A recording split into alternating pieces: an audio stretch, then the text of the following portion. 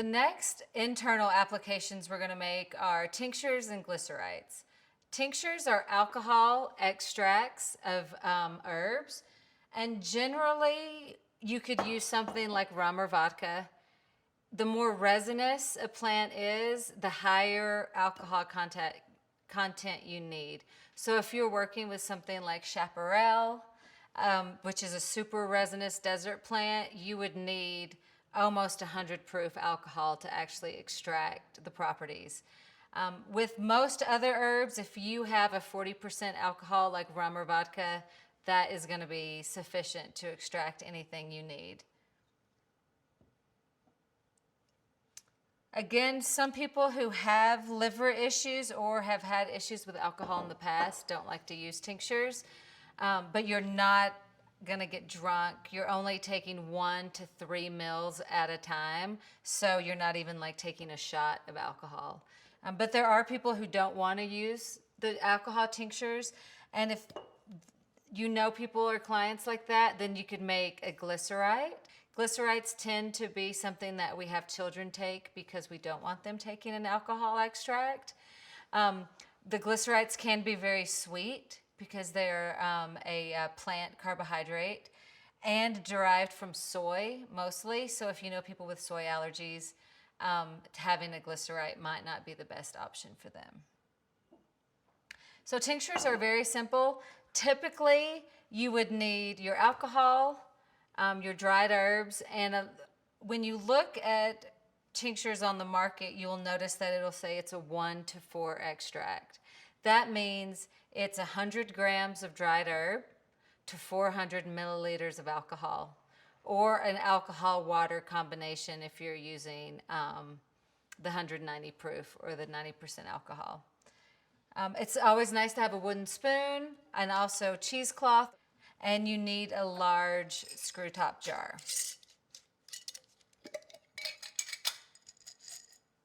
So we're going to make shanjia, or hawthorn berry tincture.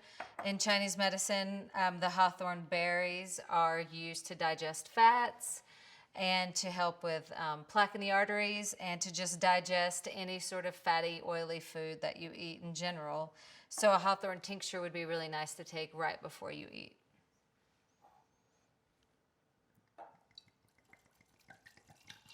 And this is probably the most simple thing you could make. If you want to, you can blend all these together just to kind of get the berries to moisten up a little bit. I just like to leave them whole and then just let the alcohol extract longer. The thing with a tincture is they should sit for about 4 to 6 weeks in a cool, dark location with muslin or cheesecloth in between the metal lid and the alcohol.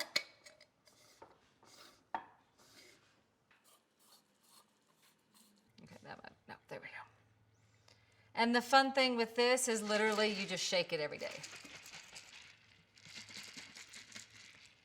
Also very important when you're making any herbal product is to always label, because we always think we're going to remember what day we made it and what it is, but we actually always forget. So then, just super important, we're just going to write hawthorn berry with rum, today's date, equinox.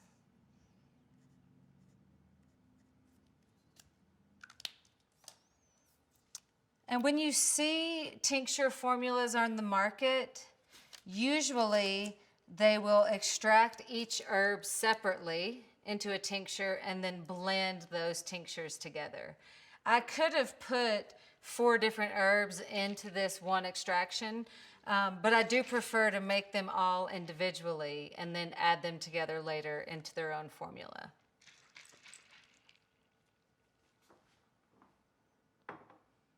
So when it's time to strain the tincture, this can be a messy process, but it can also be a really fun process if you like making a mess.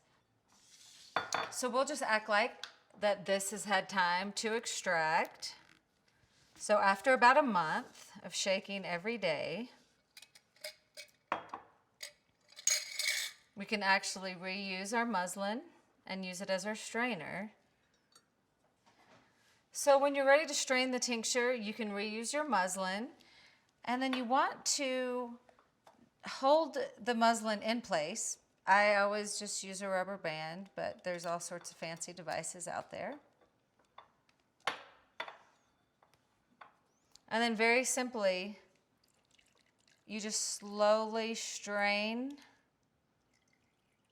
the alcohol through the muslin.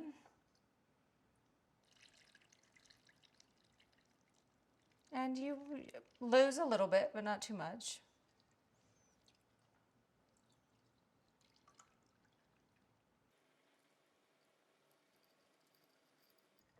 And they do have really fancy tincture strainers that allow you to really get a lot of the alcohol out of the plant material. But I generally just kind of shake as much out as I can. And really only with a couple minutes you can see it's already started to change. Because it's alcohol, you don't have to worry too much about if there's any floating plant material that it's going to mold. But when we make the oil, you do want to make sure that you get out as much plant matter as possible, or it could cause the oil to mold. But with tinctures, not so important. With glycerites, you definitely want to make sure that you've got the plant material out. And then you can just pour your tincture right into a bottle that has a cap. And so now when you hear you need to take 1 to 3 mils of tincture a day or at a time, you'll know that about 1 dropper full is about 1 mil. So you can say, oh, I need to take 1 dropper full or 2 dropper fulls instead of having to remember 1 mil or 2 mils. And again, just like when we make the tincture, you want to make sure to label your bottle.